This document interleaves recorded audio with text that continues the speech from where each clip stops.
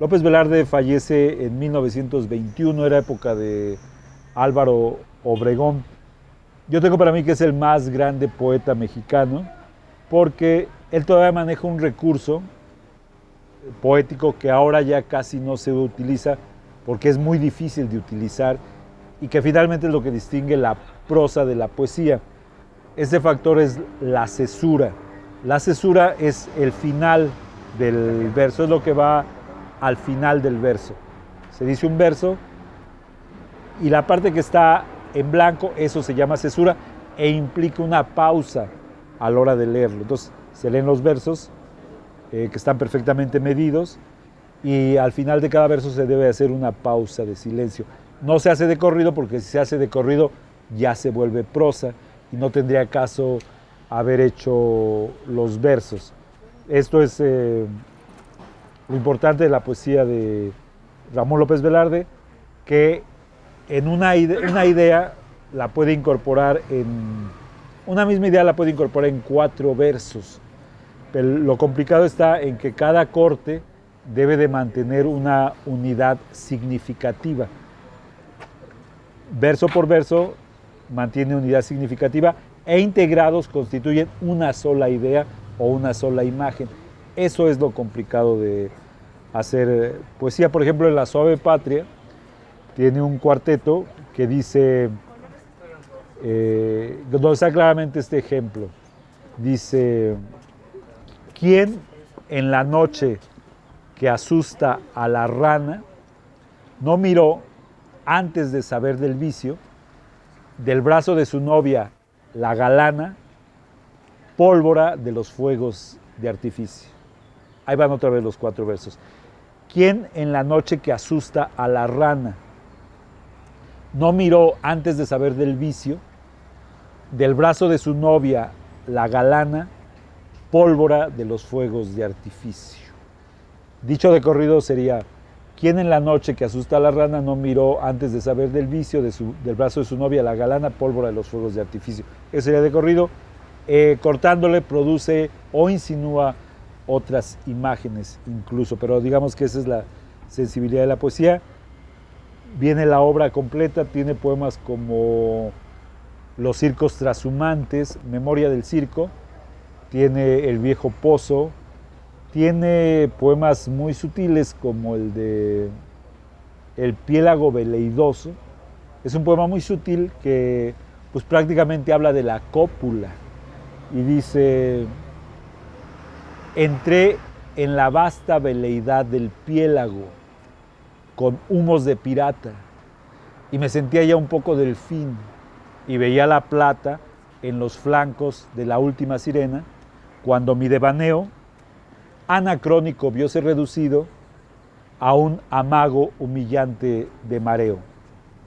Mas no guardo rencor a la eternidad de espuma y efímeros espejos, porque sobre ella fui como una suma de nostalgias y arraigos, y sobre ella me sentí en alta mar, más de viaje que nunca y más fincado en la palma de aquella mano impar.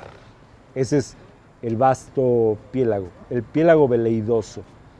Luego también hay otros poemas, como por ejemplo el de Los circos trashumantes. Dice así, los circos trashumantes de lamido perrillo enciclopédico y desacreditados elefantes me enseñaron la cómica friolera y las magnas tragedias hilarantes.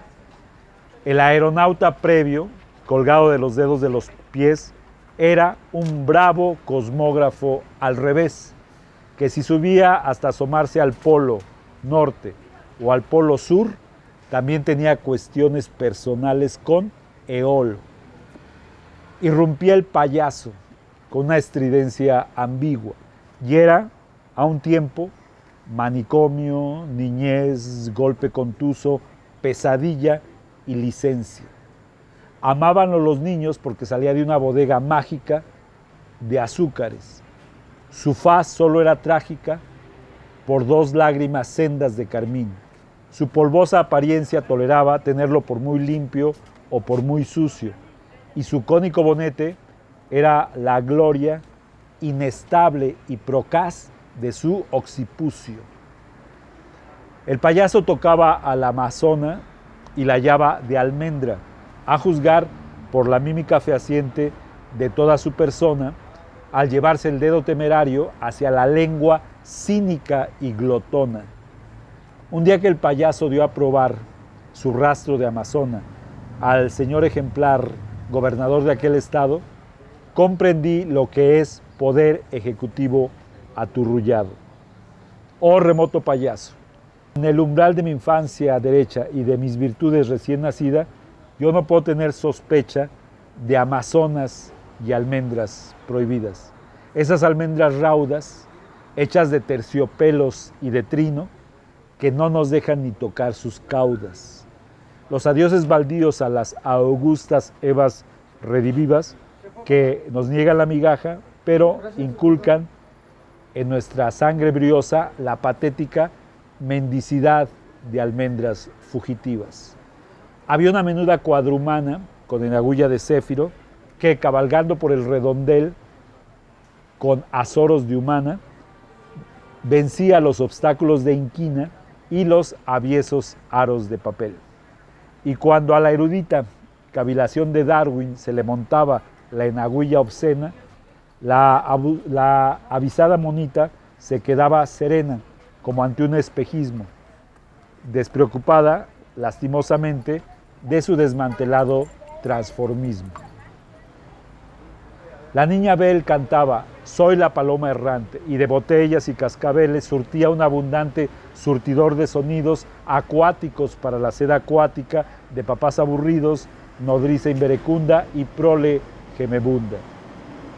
Oh memorias del circo, tú te vas adelgazando en el frecuente síncope del latón sin compás y en la apesadumbrada somnolencia del gas y en el talento necio del domador aquel que molestaba a los leones hartos y en el viudo oscilar del trapecio. Pero ese es El viejo pozo de mi vieja casa, un poema que incluye este libro de Ramón López Velarde, uno de los más grandes, si no es que el más grande poeta mexicano del siglo XX.